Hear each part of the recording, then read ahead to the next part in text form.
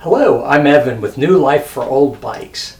In this episode, I wanted to ask your opinion on what to do with my Takara 3-speed touring bike. I picked this up about 8 months ago and I'm really not sure what to do with it.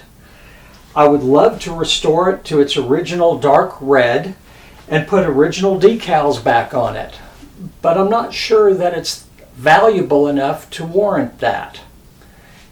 Japanese bicycles built in the 1970s have certain characteristics in their serial numbers.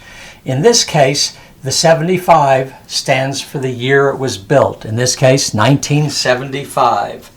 The third digit, which is a C, means that it was built in the third month, or March.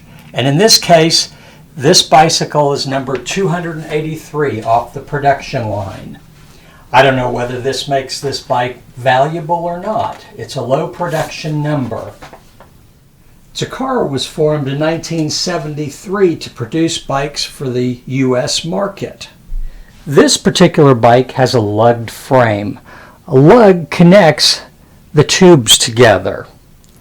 It's kind of rare at this point, but it was quite common in the 1970s.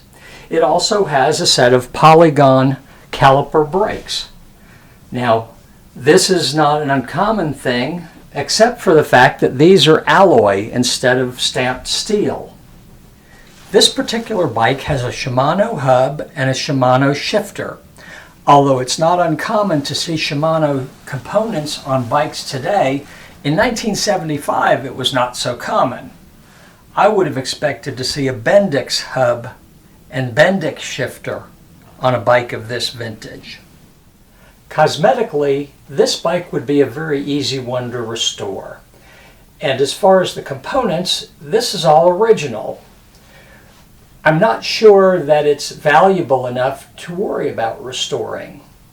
Please let me know what you would do with it in the comments below. And don't forget, like and subscribe.